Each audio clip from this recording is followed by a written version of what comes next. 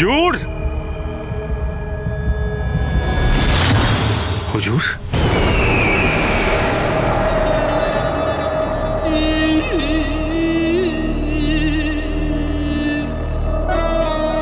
হুজুর, কিছুক্ষণ আগে তো আপনি ওখানে ছিলেন, এখানে কি করে পৌঁছলেন?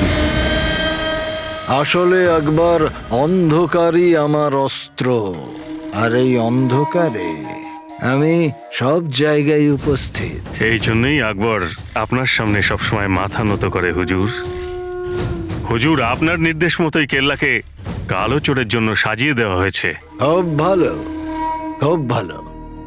তুমি জানো কালো চোর এখানে আসবে নিজের মর্জিতে, কিন্তু যাবে আমার মর্জিতে।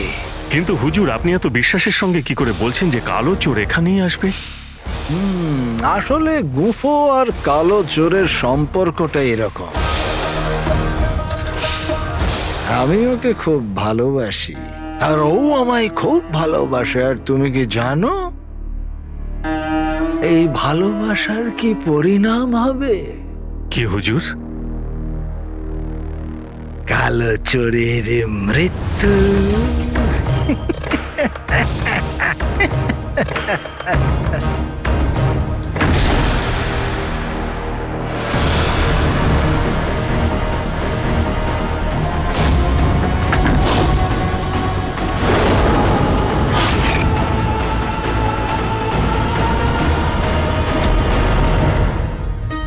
সাবির মিয়া গোলা ছুঁড়েছে পুরো 20 পা দূরে।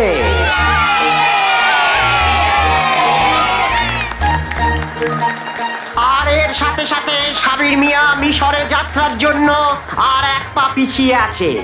মনে রাখবেন ভাই বোন বন্ধুরা, যে এখানে নিজের সাহস শক্তি ক্ষমতা দেখাবে সে বাগদাদের প্রতিনিধি হয়ে মিশরে যাবে। এবার 15 জনের মধ্যে আর শুধু 5 জন বাকি আছে।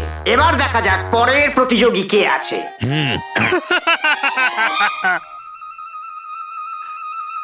20 পা দূরে তো আমি মুখ দিয়েই বাদাম ফেলে দিই।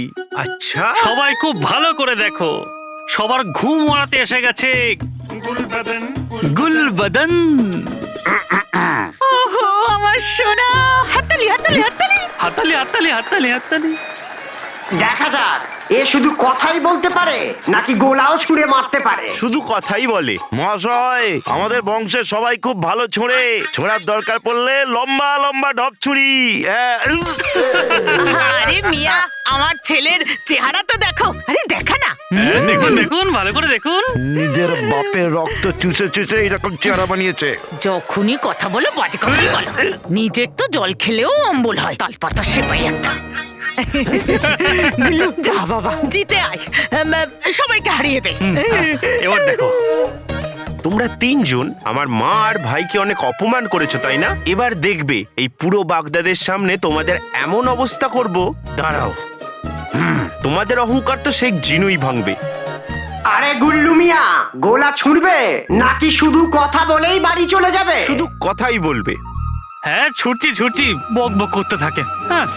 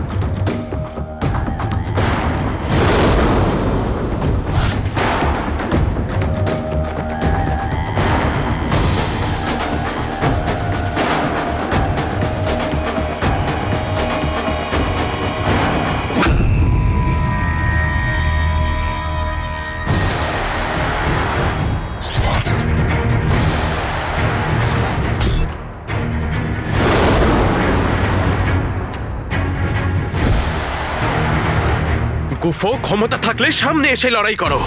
কালো চোর এসে গেছে।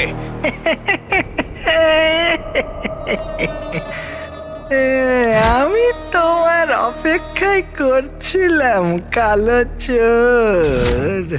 এত উতলা ভাবে তো প্রেমিকার অপেক্ষাও করিনি।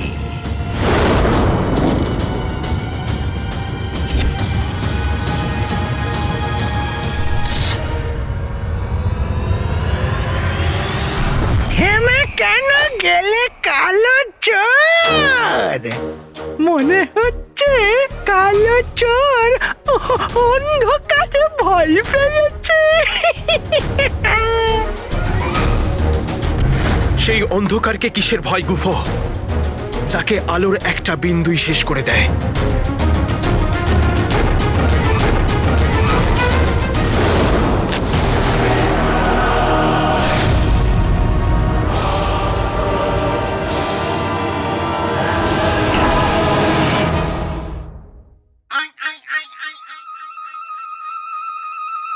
শেখ জিনু, আরে এই গাধার বাচ্চা দাঁড়া। দেখতে পাচ্ছ না লেবু শরবত এই খেতে তরমুজ, যাচ্ছে। লেবু জলের আমার বেশি প্রয়োজন, বুঝলি? আয় হায়, আমার সোনা ছিনিয়ে খেয়ে নিল। বাবা, বাবা, বাবা। আজ তো গুল্লু আগুন লাগিয়ে দেবে।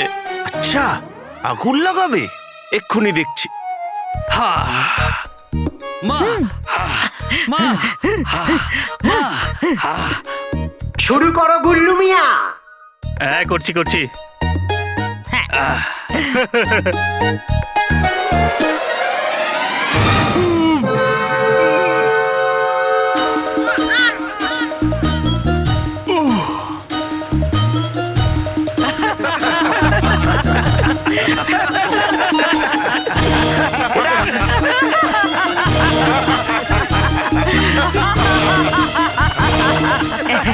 গুল্লু সোনা ওঠা। পুরো হাওয়া বেরিয়ে গেছে। গুল্লু 25টা পরোটা খেয়ে এসেছে, তাও ঘিয়ে ভাজা। আমাকে খাওয়ালে কিছু করে দেখাতে হবে। যত সব। চোখে ভরছো কেন? আমি তো মজা করছিলাম। এটা তো আমার বা হাতের খেলা।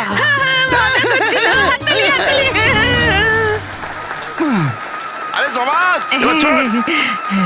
মজা করছিলাম। এবার দেখবে এই গোলাটা সোজা গিয়ে চাঁদ ফুটো করে দেবে। তোমার ছেলে একটু বেশি বলছে না? তোমার থেকে কমই বলেছে। চাঁদ? চাঁদকে ভুলে যা গুল্লুর বাচ্চা। আর তারার ব্যাপারে ভাব, কারণ আমি তোকে দিনের বেলা তারা দেখাবো। সবাই খুব মন দিয়ে দেখো, এইবার গুল্লু গোলা ছুড়বে। হ্যাঁ, সাবাস।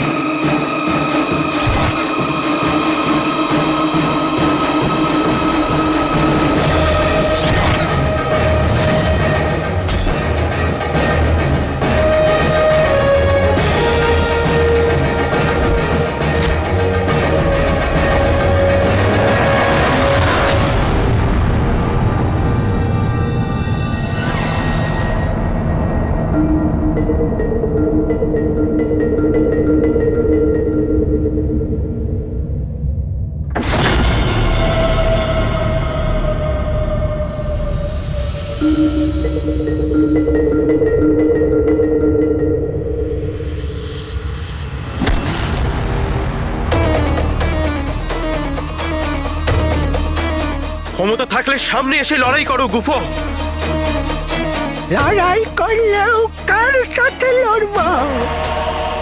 ওই কালো চোরের সাথে যে অন্ধকারে ভয় পায়।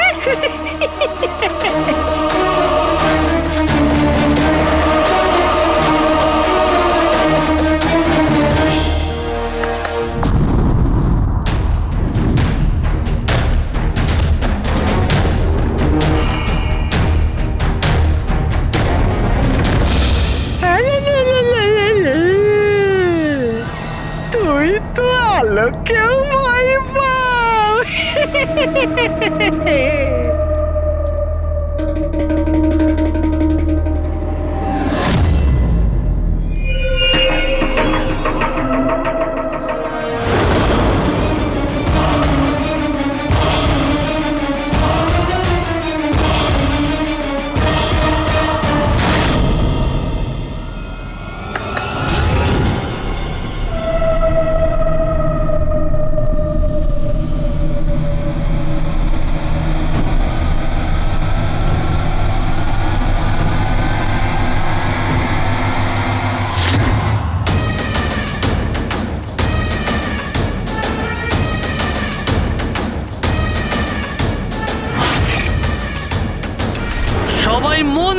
দেখো, গুল্লু এই গোলা ছুড়বে।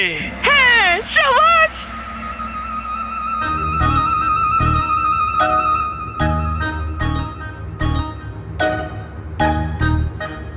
এটা ওটা দেখাও, সবটা জাদু বলে করবো টোটকা। খেতে চাই বিরিয়ানি আমি বারবার। গুল্লু তোর অবস্থা খারাপ হোক এবার।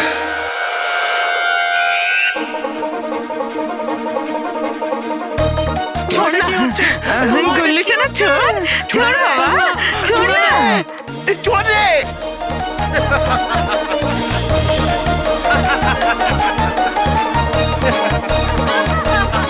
মনে হচ্ছে গুলবদন মিয়াকে কেউ বলেনি যে এটা গোল গোল ঘোড়ার প্রতিযোগিতা নয়, এটা গোলা ছোড়ার প্রতিযোগিতা।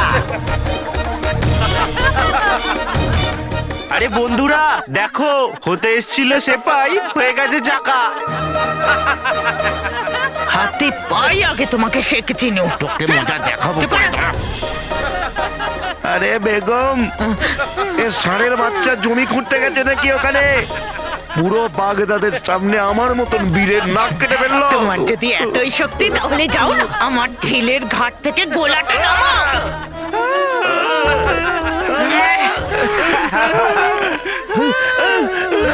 দেখো, নিম গাছের কাঠে ওর সাথে গোল গোল ঘুরছে। দাঁড়াও, দাঁড়াও, দাঁড়াও বলছি। আরে আরে দাঁড়াও, দাঁড়াও।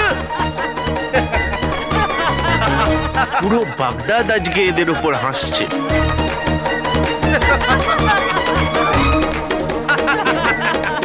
এটা তো ছিল আমার ভাইয়ের প্রতিশোধ, আর আমার মায়ের প্রতিশোধ হবে এই গুল্লুর বাচ্চা মিশর যাবে না, যাতে এরা ভালো করে বুঝতে পারে যে শেখ জিনুর মা আর ভাইকে বিরক্ত করার কি পরিণাম হতে পারে।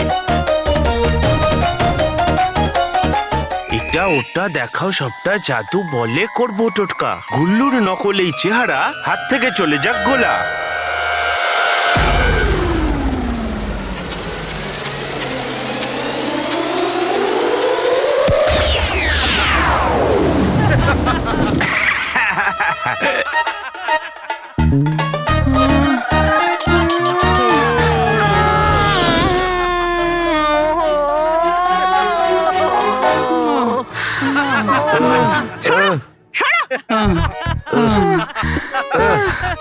আমার তো মাথা ঘুরছে, সমস্ত বাগদাদটা ঘুরছে।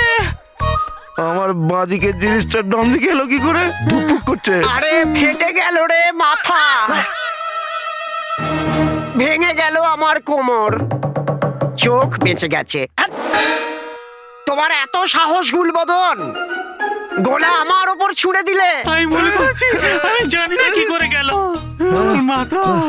সেপাইরা, এই তিনটে গাধাকে আমি গ্রেপ্তার করার আদেশ দিই, তার আগে তিনজনকে বাইরে নিয়ে গিয়ে ছুড়ে ফেলো। আরে না, না, মহাশয়, না, না, দাঁড়ান, দাঁড়ান। মালিক, সিপাহীদের ডাকবেন না, আমরা একে অপরকে ডান্না মারতে মারতে চলে যাবো এখান থেকে। এই তাড়াতাড়ি এখান থেকে চলো, ধরে ফেললে সারা জীবন জেলে বসে খাবার খেতে হবে। চুপ করো। পালাও এখান থেকে। যাচ্ছি, যাচ্ছি। যা গুল্লুর বাচ্চা যা। এই, চল। আমি বলছি মা, এইসব এই পেতনিটাই করেছে। মা, তুমি আমার কথা শোনো। ওকে পরে দেখবো শোনা। চল, চল, চল। আরে চলো তাড়াতাড়ি।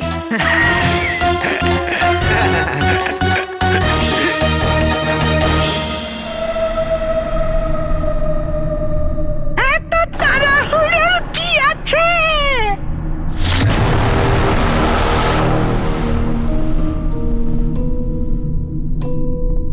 আমি তো তোমার সঙ্গে সেই খেলাটাই খেলছি, যে খেলাটা তুমি আমার সাথে 4 মিনারে খেলেছিলে।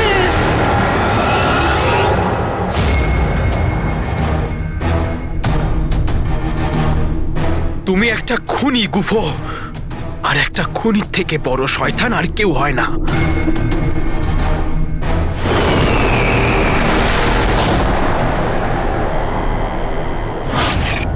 আর আমি তোমাকে শাস্তি দিতে এসেছি।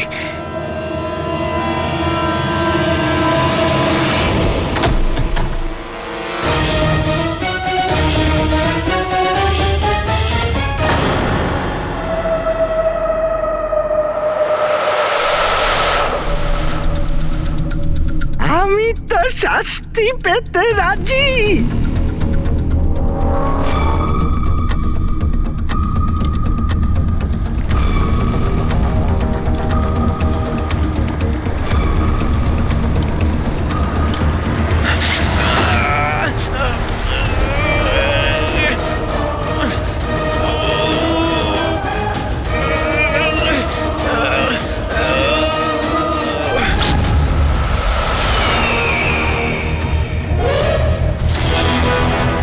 কিন্তু এখনো একটা খুন বাকি আছে।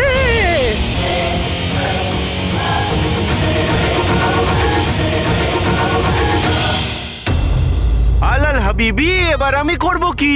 মা, মা, তোমার দেওয়া লেবুর জল তো আমার কোমর পুরো পাতলা করে দিল। এবার অনেক জোরে খিদে পেয়ে গেছে, তাড়াতাড়ি কিছু খেতে দিয়ে দাও। এক্ষুনি দিচ্ছি। আজকে প্রতিযোগিতার মাঠে খুব মজা হলো। আজকে ওই মরুভূমির ঘোড়াটাকে, ওই তাল পাতার সেপাইটাকে, আর ওই মাংসর দোকানটাকে আমি লাট্টুর মতো গোল গোল ঘুরিয়ে দিয়েছি। ঝিনু, দেখলে মা এই শেখ জিনু। রুকসার, সোনার আসর পেট দিব্যি রুকসার। আমি এটা আশা করিনি যে তুমি এতটা নিচে নামবে। আমি কি করেছি বৌদি? এমন ভাব করছো যেন কিছু জানোই না। আরে তোমার আলাদিন তোমার স্বামীকে নির্দোষ প্রমাণ করতে পারেনি, তাই জন্য আমার গুল্লুর ওপর প্রতিশোধ নেবে। সবার সামনে একে অপমান করতে তোমার লজ্জা হলো না? কাকি, প্রতিযোগিতার মাঠে যা কিছু হয়েছে তার জন্য তুমি মাকে কেন বলছো? জেনু, আমি কথা বলছি তো। বৌদি, ঈশ্বর জানেন আমি আলাদিন আর গুল্লুর মধ্যে কোনোদিনও তফাৎ করিনি। গুলবদনের কখনো খারাপ চাইনি আমি। আরে শুনছো তোমরা? একবার এসো, শোনো ওর কথা। কখনো দুজনকে আলাদা ভাবেনি। সমস্ত বাগদাদ জানে যে তুমি আর তোমার ওই ছেলে আমার গুল্লুকে হিংসে করে, কারণ ও সব দিক থেকে তোমার ওই আলাদিনের থেকে অনেক ভালো। আর আজ তো তুমি যা করলে। আরে রুকসার, তুমি ওই গন্ডারের হাতে লেবুর শরবতের মধ্যে জাদু করে আমার গুল্লুকে খাইয়ে দিলে। আমাকে গন্ডার বললে? আর ওকে অপমানিত করলে শুধু এই জন্য যাতে ও মিশরে যেতে না পারে। গন্ডার? তুমি আমার ছেলেকে গন্ডার বললে? ওয়েলকাম টু বিটন world. How may I assist you? নতুন ফ্ল্যাটের জন্য একটা স্ট্যান্ড ফ্যান আর কুলার নেব। এই পচা গরম থেকে একটু স্বস্তি চাই। বাজার চলতে সব ব্র্যান্ড আর ভরসাযোগ্য নয়। তার জন্য তো আমাদের ফ্যান আছে, all purpose bullet table fan, ceiling fan. আমাদের সিলিং ফ্যান কিন্তু 30 মাসের ওয়ারেন্টি সহ পাওয়া যায়।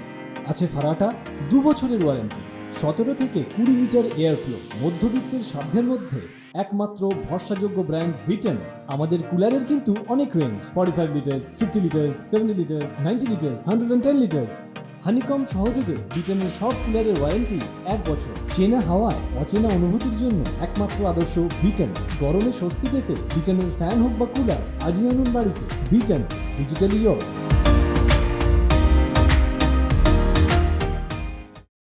তোমার সাহস কি করে হলো আমার ছেলেকে গন্ডার বলার? হ্যাঁ,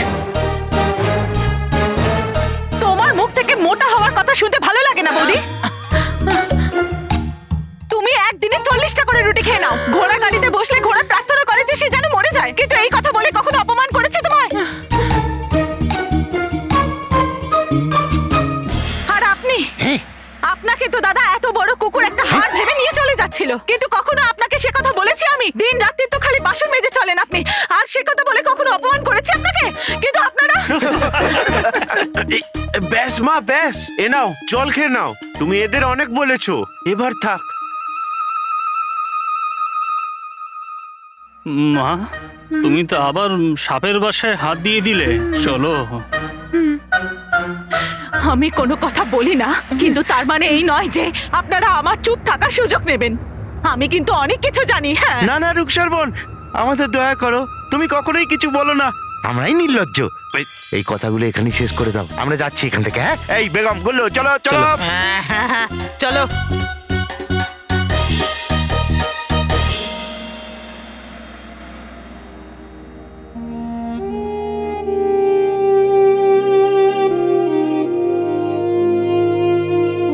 মা, তুমি আমার জন্য এত কিছু করলে? একটা মা সব কিছু সহ্য করে নিতে পারে জিনু, কিন্তু সন্তানের বিরুদ্ধে কোনো নিন্দে সহ্য করতে পারে না।